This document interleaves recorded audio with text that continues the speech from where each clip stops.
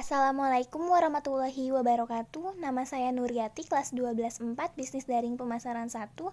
Di sini saya akan menjelaskan tentang materi bab 2, meyakini kode dan kodar melahirkan semangat bekerja. Meyakini kode dan kodar melahirkan semangat bekerja.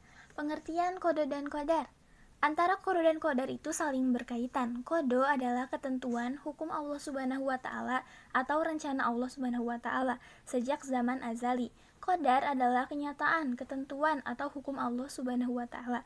Jadi, hubungan antara kode dan kodar ibarat rencana dan perbuatan Allah Subhanahu wa taala berupa kodarnya, sesuai dengan ketentuannya. Ada 4 prinsip yang meliputi iman kepada kode dan kodar, yaitu 1. Iman kepada ilmu Allah Subhanahu wa taala yang qadam, dan dia mengetahui perbuatan manusia sebelum mereka melakukannya. Kedua, iman bahwa semua qadar Allah Subhanahu wa taala telah tertulis di lautan mahfuz. Yang ketiga, iman kepada adanya kehendak Allah Subhanahu wa taala yang berlaku dan kekuasaannya yang bersifat menyeluruh. Dan yang terakhir, keempat, iman bahwa Allah Subhanahu wa taala adalah zat yang mewujudkan makhluk. Allah Subhanahu wa taala adalah sang pencipta dan yang lain adalah makhluknya. Dalil-dalil tentang kode dan kodar. Allah Subhanahu wa taala menjelaskan tentang kode dan kodar melalui firman-Nya. Dalil Al-Qur'an. Sesungguhnya kami menciptakan segala sesuatu menurut ukuran takdir. Quran surat Al-Qamar surat 54 ayat 49. Dan tiap-tiap manusia telah kami tetapkan amal perbuatannya sebagaimana ditetapkan kalung pada lehernya. Quran surat Al-Isra surat 17 ayat 13. Kewajiban beriman kepada qada dan qadar. Takdir Allah Subhanahu wa taala merupakan kehendak Allah Subhanahu wa taala. Oleh sebab itu, takdir tidak selalu sesuai dengan keinginan manusia. Beriman kepada qada dan qadar merupakan salah satu rukun iman.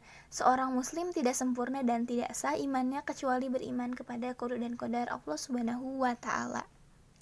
Macam-macam takdir. Takdir mu'alaq. Takdir mu'alaq adalah takdir yang erat kaitannya dengan ikhtiar manusia. Misalnya seorang siswa bercita-cita ingin menjadi insinyur pertanian. Untuk mencapainya, ia harus belajar dengan tekun.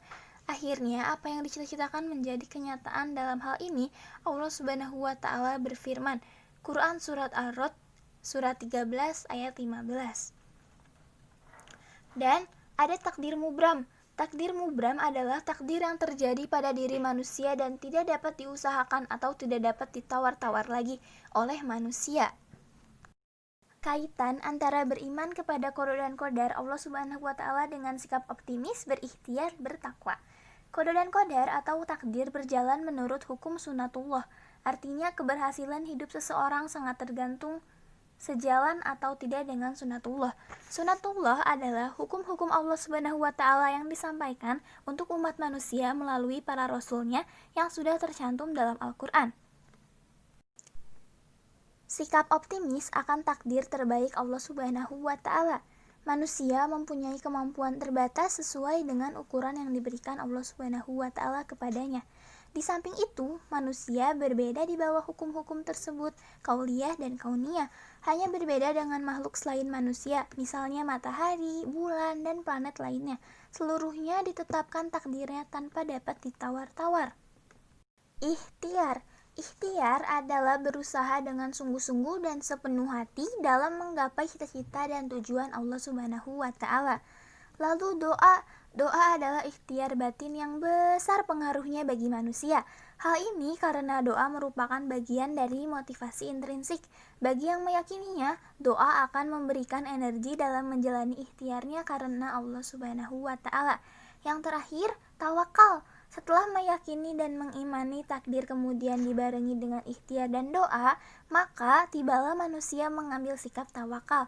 Tawakal adalah menyerahkan segala urusan dan hasil ikhtiarnya hanya kepada Allah Subhanahu wa taala.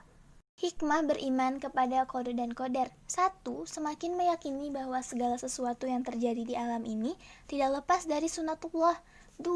Semakin termotivasi untuk senantiasa berikhtiar atau berusaha lebih giat lagi dalam mengejar cita-citanya. 3. Meningkatkan keyakinan akan pentingnya peran doa bagi keberhasilan sebuah usaha. 4. Meningkatkan optimisme dalam menatap masa depan dengan ikhtiar yang sungguh-sungguh. perilaku seseorang yang mencerminkan kesadaran untuk berpikir strategis yang dimulai dengan tujuan akhir, yakni kita inginkan akhir dari seluruh ikhtiar dan aktivitas kita merupakan takdir terbaik dari Allah Subhanahu wa Ta'ala, yaitu 1. Selalu menjauhkan diri dari sifat sombong dan putus asa. 2. Banyak bersyukur dan bersabar. 3. Bersikap optimis dan giat bekerja. Dan yang terakhir, 4. Selalu tenang jiwanya. Sekian penjelasan dari saya, mohon maaf bila masih banyak kesalahan dan kekurangan. Wassalamualaikum warahmatullahi wabarakatuh.